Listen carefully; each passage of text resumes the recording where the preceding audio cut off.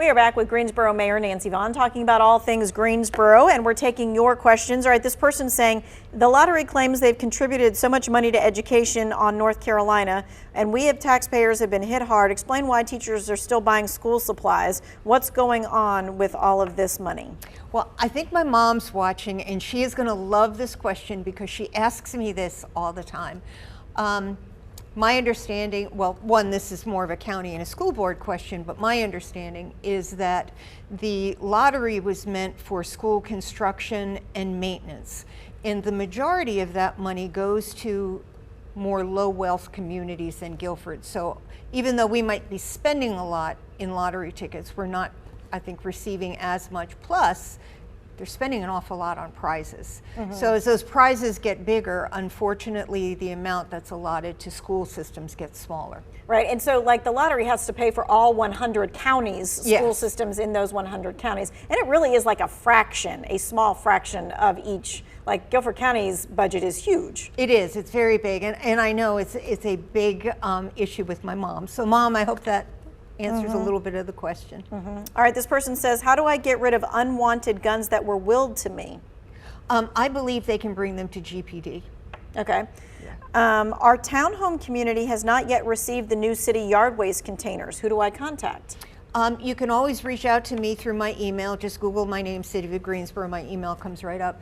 If you live in a townhome community and you receive trash and recycling cans already, you should be eligible for a yard waste container.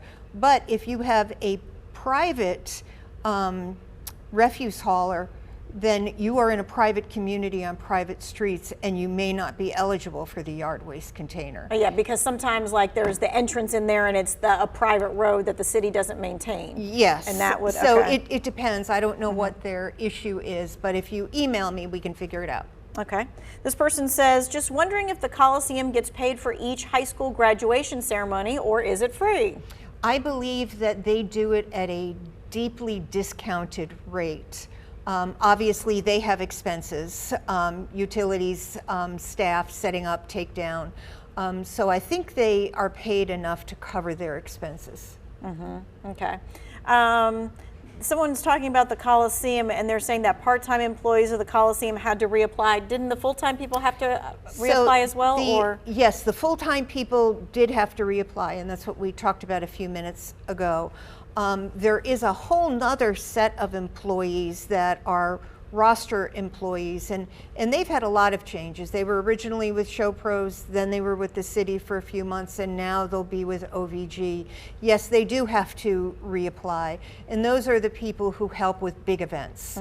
That they don't work for the city 4 hours, and it's not a benefited position, but they're very important, so I would encourage them to reapply.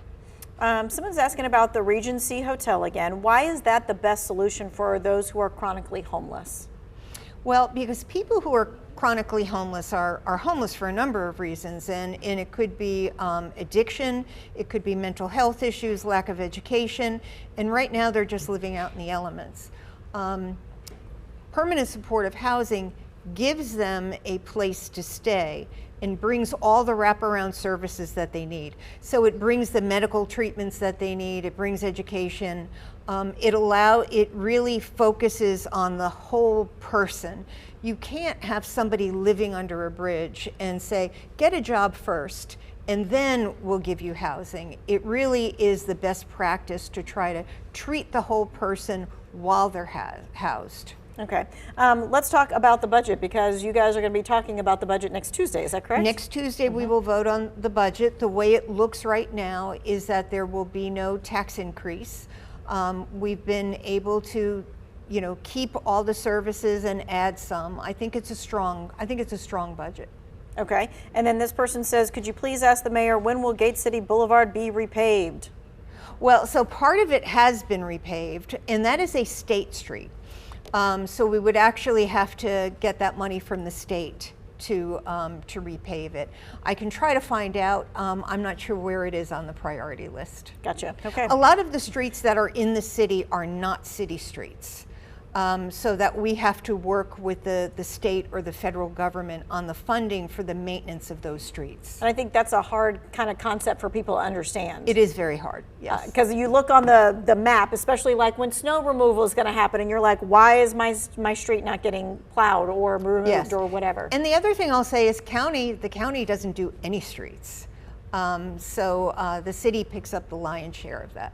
Okay. All right. So we thank you for joining us Thank here. you, and it was great. Give We us your got time. questions. We got lots of Yes. questions. We appreciate you asking those questions. Of course, she'll be back next month to answer more of your questions.